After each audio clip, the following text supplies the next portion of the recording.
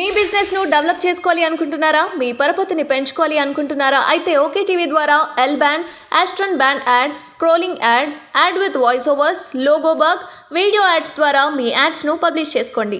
సంప్రదించవలసిన phone number 8520917933. Lok Sabha ఎన్నికలు అయిపోయింది. అడ్మినిస్ట్రేషన్ గురించి ఈరోజు క్యాబినెట్ మీటింగ్ జరిగింది.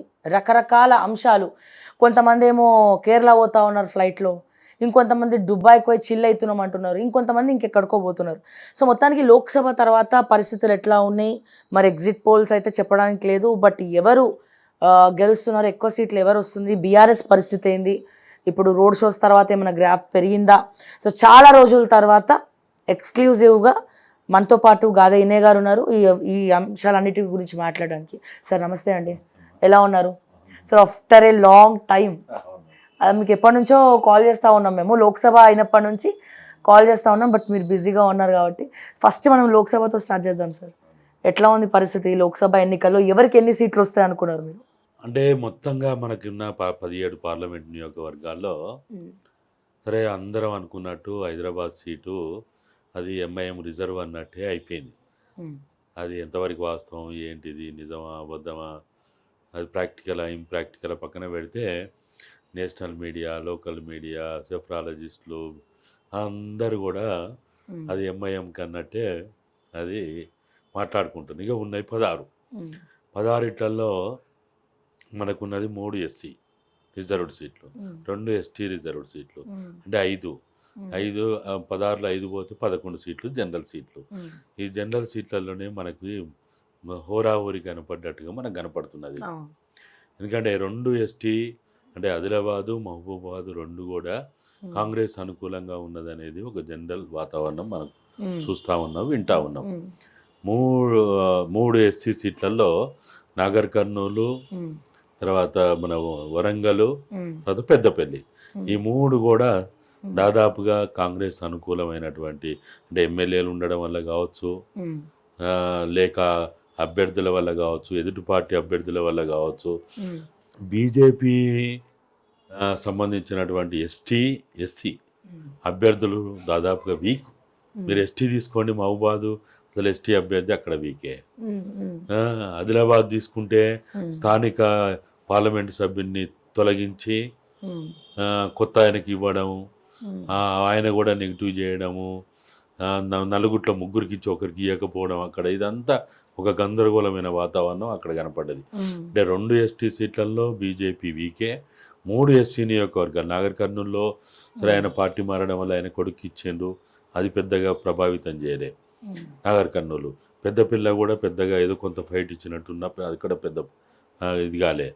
ఈ వరంగల్ వరకు తీసుకుంటే కూడా లాస్ట్ వరకు దాగుడు మూతలు ఆడి రమేష్ రావడం, అతని మీద బాగా ల్యాండ్ గ్రాబర్ అని అనేక రకాల ఆరోపణలు ఉండడం, ఇవన్నీ అక్కడ ఆ విధంగా ఉండే. ఈ విధంగా 5 పార్లమెంటు నియోజకవర్గాల్లో దాదాపుగా బీజేపీ, బీఆర్ఎస్ అంటే అసలు నథింగ్ అనుకోండి, వాళ్ళు వెనకంజలో ఉన్నారనేది మనకు కనపడుతుంది. 11 మీరు మీ బీఆర్ఎస్ గురించి అట్లా మాట్లాడుతున్నారు, మీరు గులాబీ షర్ట్ వేసుకొని. అంటే నాగర్ కర్నూలు అట్లీస్ట్ నాగర్ కర్నూలు కానీ మెదక్ కానీ ఒక సీట్ అని వచ్చే అవకాశం ఉందని ఎక్స్పెక్ట్ చేస్తారు. నాగర్ కర్నూలు ఏదమ్మా అంత రాదు ఆడ, అది సెకండ్ ప్లేస్ వస్తే ఆశ్చర్యమే. రోడ్ షో తర్వాత గ్రాఫ్ పెరిగింది అంటారు కేసీఆర్. అంటే రోడ్ షోల వల్ల లేకపోతే ఇంకా ఏదో ఇతర ప్రయత్నాల వల్ల జరుగుద్దని నేను అనుకోను. ప్రధానంగా ఆయన మీద వచ్చినటువంటి బీఆర్ఎస్ అంటే దోచుకున్నది దాచుకున్నది అనే ఒక ప్రచారం పీపుల్లోకి, పీపుల్ అంటే మామూలుగా కాదు, ఏదో అర్బను, సోషల్ మీడియా, వాట్సాప్లు, ఫేస్బుక్లు, ఇన్స్టాగ్రాములు, ఇది కాదు, సామాన్య మానవులకు కూడా ఈ సమాచారం అనేది, ఇటువంటి టాక్ పీపుల్లోకి వెళ్ళిపోయింది. Because of Kavitha, because of Harish Rao, because of Santosh Rao, because of KTR, ఇదంతా జరిగింది. ఈ మొత్తంలో ఏంటంటే మీరు అన్నట్టు కేటీఆర్ తను ఇక చావోరేమో అన్నట్టు బస్సు పట్టుకొని రోడ్డు మీద పడి ఏదో తిరుగుతున్నట్టు పరిస్థితి వచ్చింది. అసలు వాస్తవంగా చెప్పాలంటే ఇటువంటి పరిస్థితి రావడం చాలా బాధాకరం. 2001 పార్టీ పెట్టినప్పుడు లోకల్ బాడీ ఎన్నికలప్పుడు కూడా మేము రోడ్లలో తిరిగరే రోడ్ల మీద తిరగలే, కార్లలో తిరగలే, బస్సుల్లో తిరగలే. ఆ రోజుల్లో కూడా 31 రోజు ఫ్లైట్లో తిరిగినాం నేను కేసీఆర్ ఇద్దరం. 2001 లోకల్ బాడీ ఎన్నికలప్పుడు కూడా ఈ పరిస్థితి లేదు. బిచ్చం అడుక్కోనో, డబ్బులు పోగు చేసుకోనో, దాన ధర్మాలు తీసుకోనో, వాడు వీడు ఇచ్చినటువంటి ఫ్లైట్ రోజు హెలికాప్టర్కి 1,35,000 కడితే ఆ రోజుల్లోనే ఆ విధంగా మేము ప్రయాణం చేస్తున్నాం. ఈరోజు కాలుకు బలపం కట్టుకొని ఇక పడరాని పాటు పడుతూ చావోటల కాడికి పోయి, లేకపోతే టిఫిన్ బండ్ల కాడికి పోయి, లేకపోతే పూల అల్లే వాళ్ళ కాడికి పోయి, ఇంకెక్కడికో పోయి ఏదో చేయాల్సిన పరిస్థితి రావడం అనేది, అంటే బాధ అనేది ఒకవైపు ఉన్నప్పటికీ స్వయంకృత అపరాధం ఇది. చేతులారా చేసుకున్నారు. ఇప్పుడు ఒక యాక్సిడెంట్లో ప్రమాదం జరిగితే బాధ అనిపిస్తుంది. మొన్న ఏదో పడ్డాడంటే బాధ అనిపించింది. సింపతి తోటి హాస్పిటల్ కూడా పోయినాం, నేను కూడా పోయినా. కానీ ఇంత జరిగిన తర్వాత కూడా అది కొడుకు వలన, బిడ్డ వలన, అల్లుల వలన, లేకపోతే ఇంకా కోటరీ వలన జరిగినప్పుడు ఒక్క మాట, మా వల్ల పొరపాటు జరిగి ఉంటే, తెలంగాణ ప్రజలకు నష్టం జరిగి ఉంటే నేను క్షమాపణ చెప్తున్నాను ఒక్క మాట అంటే ప్రజలు ఎంత గొప్పగా భావించేవాళ్ళు. అట్లా అంటలేరు కదా, రివర్స్లా ప్రజలదే తప్ప అన్నట్టు మాట్లాడుతారు, వాళ్ళే తెలుసుకుంటారు అంటారు కదా. ఎంత అహంకారం అమ్మా, ఎంత బాధాకరమైంది అట్లా మాట్లాడడం అనేది. ప్రజలు ఎంత అవమానపరచడం. 2001 పార్టీ పెట్టినప్పుడు జలదృశ్యంలో కొండా లక్ష్మణ్ బాపూజీ గారు ఇచ్చిన జలదృశ్యంలో పార్టీ పెట్టిన రోజు ఒక్కసారి ఆ వీడియో దొరికితే చూడండి. తెలుగుదేశం పార్టీలో ఉండి తెలంగాణకు వ్యతిరేకంగా మాట్లాడినందుకు నేను తెలంగాణ ప్రజలకు క్షమాపణ చెప్తున్నానని చెప్పించిన నేను. ఆ ఒక్క వర్డు తెలంగాణ ఆయన చేసిన అన్ని తప్పుల్ని క్షమించింది. అసెంబ్లీ సాక్షిగా తెలంగాణకు వ్యతిరేకంగా టీడీపీలో ఉండి మంత్రిగా ఉండి మాట్లాడిన దాన్ని కూడా ప్రజలు క్షమించారు. ప్రజలు చాలా గొప్పోళ్ళమ్మా. నేను తప్పు చేసిన, ఇన్నాయంటోడు ఒక తప్పు చేసిండు, తప్పు చేసిన అని చెప్పినా అనుకో ప్రజలు క్షమిస్తారు, ఆదరిస్తారు, గౌరవిస్తారు. మళ్ళా మనని నెత్తి మీద ఎత్తుకొని ఊరేగుతారు. కానీ ఇవాళ ఆయన కానీ, ఆయన కొడుకు కానీ, బిడ్డ కానీ ఎంత అహంకారం, ఎంత మూర్ఖత్వం.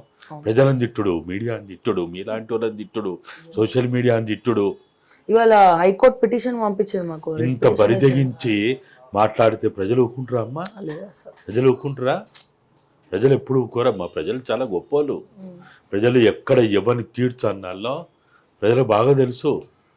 ఇవాళ ఒకప్పుడు ఎన్ని రకాల ప్రయోగాలు చేసి, ప్రయత్నాలు చేసి, కుట్రలు చేసి, డబ్బు లేనప్పుడు కూడా ఎన్నో రకాలైనటువంటి సమస్యలు సృష్టిస్తే కూడా ఆ రోజు ప్రజలు మనకు అండగా నిలబడ్డారు.